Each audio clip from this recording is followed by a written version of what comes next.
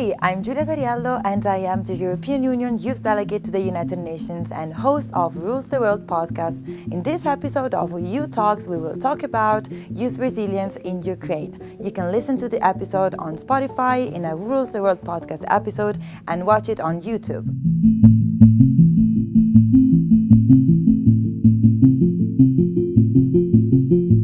Welcome to EU Talks. Just to remind you that this is a takeover episode of EU Talks by Rules the World audio podcast, and you can watch this episode on YouTube and listen it to Spotify on many other platforms. Today we have Yurii and Mariia, the Ukrainian Youth Delegates to the United Nations. Welcome. We all attended the Summit of the Future in September and the adoption of the Pact of the Future. And part of the Pact was, as mentioned, it was said that the young people are the critical agents of positive change. We know that being a youth and young person can be both exciting but also challenges, because I think it's not a secret that we all think that, we all ask ourselves, will I be able to achieve my dream job, or will I be the person that I'm aspiring to be? Should I drop out of uni because I'm too stressed, or will I be living in 50 years from now because of climate change? So besides the stress that we experience, we adapt, we recover, and we thrive in the face of the challenges, adversity, and uncertainty. And this is youth resilience. And we want to delve in these discussions with Mariia and Yurii. So welcome both. Can you please introduce yourselves and tell us more about what is your work field and what do you do in your lives? Of course. So hello, it's a pleasure for us to be here today, and thank you so much for having us here. I'm Mariia Kotsiurba. I come from Lviv, Ukraine, which is in the west of Ukraine. I'm actually a youth worker and a project manager at a youth NGO called Development and Initiative. And what we do is basically focusing on empowering youth through non-formal education. And we work both on the local level, on the national level, and international level, which I'm sure we will be able to discuss in more detail. But I believe that our work in terms of building youth resilience, leadership skills of our youth is especially crucial right now in this context of ongoing full-scale Russian aggression of Ukraine and in the context of the future post-war recovery and reconstruction efforts. And my name is Yurii Lomikovskyi. I also am from Ukraine, from Lviv, the city in the western part of Ukraine, and it's a pleasure to be here and to have a chance to talk about youth resilience. Back in Lviv, I work for Lviv City Municipality with strategic planning and sustainable development of the cities. I'm also the ambassador of Lviv as the European Youth Capital 2025, and I'm also one of the co-authors of youth strategy in Lviv. We are developing right now till 2035, and surely we press a lot of attention to the topic of youth resilience in this strategy. And back here in New York, we are the Ukrainian Youth Delegate to the United Nations, both me and Mariia, and it's a pleasure that we can share our experience. The pleasure is mine, and thank you again for accepting this invitation. So my first question is for both of you. I want to ask you, how do you think that the recent work, the recent challenges, as for example, the war in Ukraine, have shaped youth resilience, and how the challenges that can be, for example, education, mental health, or also climate change are affecting young people in Ukraine, and how do you cope with that?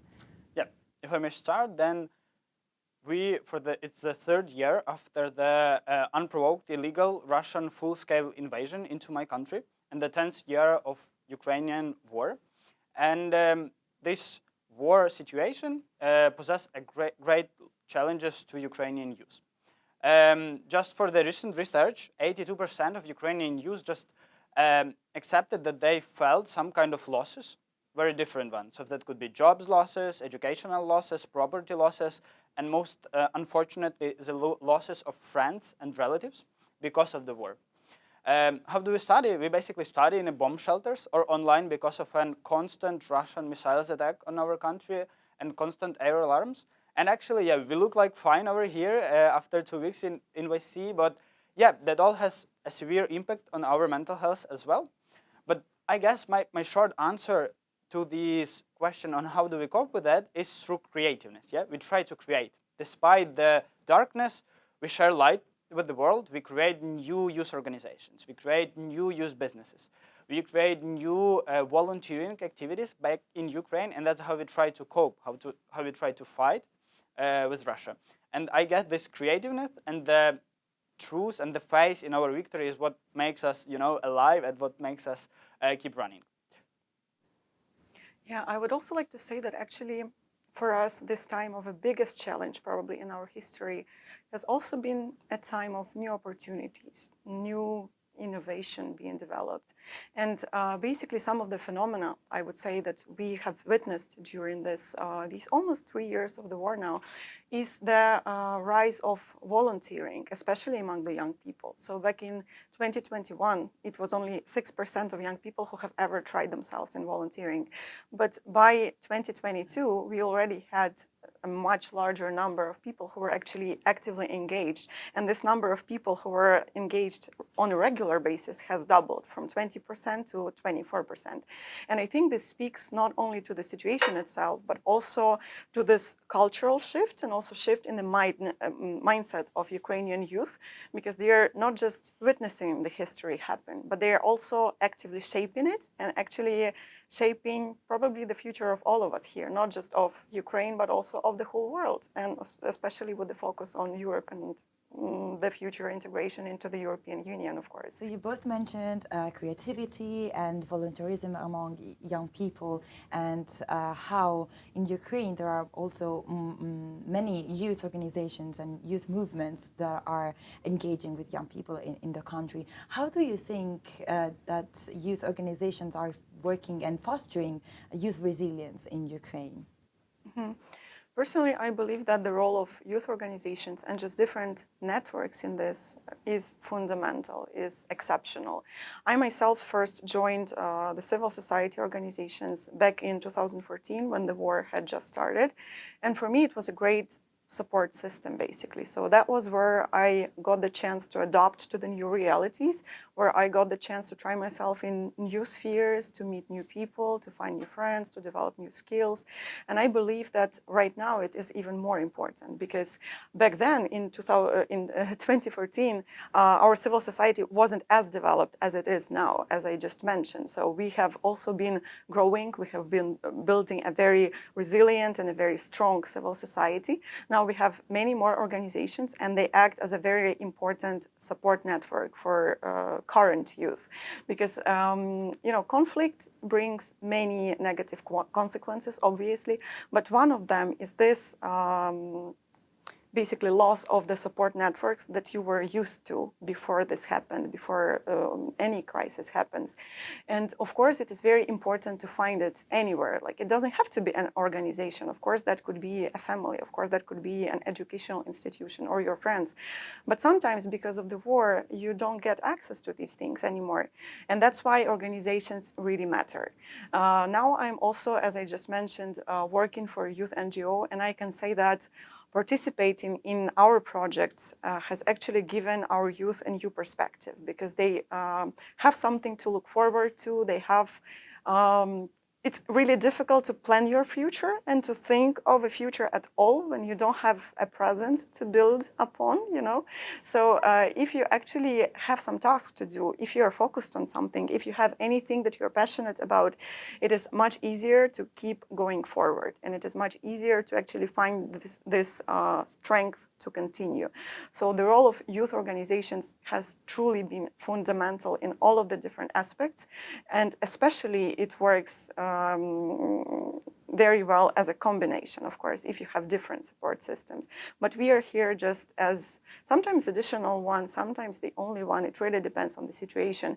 But we are here just to support our youth and to make sure that no one gets left behind in the time of the war. Yeah, I totally agree with what Mariia has said, but I will just input my personal experience. I remember when the full-scale invasion erupted in February 24th. It was like millions of IDPs, running away from the threats of war, which was like in the north, in the east, in the south of Ukraine. And Lviv became like a humanitarian hub. for all those people coming here, they were coming without anything, yeah, without stuff, without clothes, without basic hygiene and others, without food. And we had a youth network, like network of youth facilities, which is called Tvori, which is in English like create. And we conducted lots of events before the full-scale invasion. So there is like a great network of youth who participated in all that. We are all more or less acquainted with each other. And then we managed just in 2 days to organize more than 2,000 volunteers from youth people in Lviv, who just entered all those. We had the hubs in the district administrations in different districts of Lviv. And we have there all those people just doing everything, you know, providing food, sorting humanitarian aid, fundraising, kind of registering people, just advising them on some basic stuff.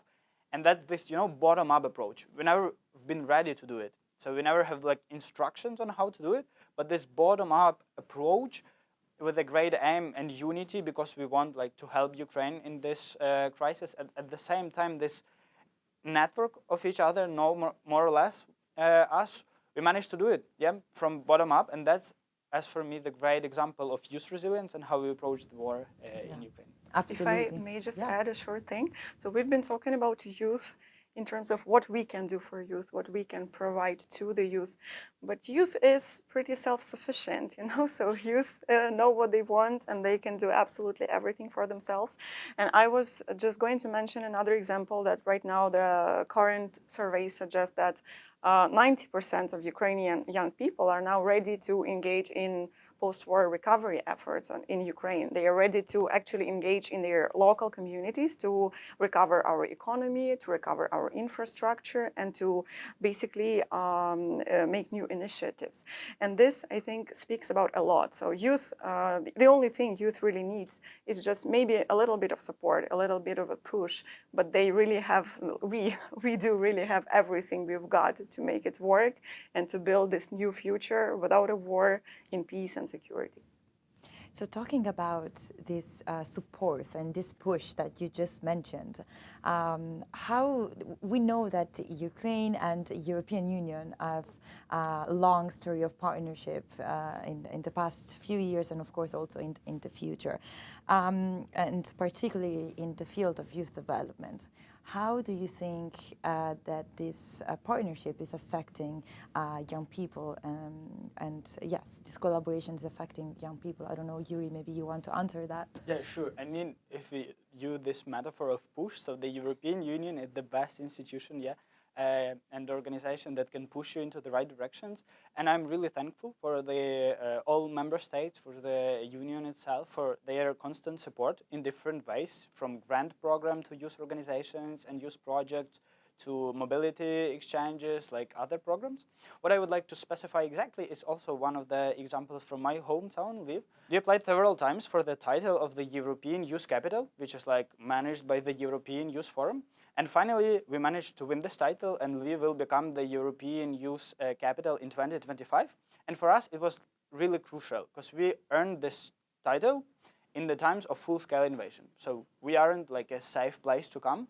We aren't a safe place, you know, to invest in, but still the European Union supports us in our fight, yeah, for the democratic values. And I believe it's our common fight. What advice would you give to young people today who are looking to strengthen their personal and community resilience today?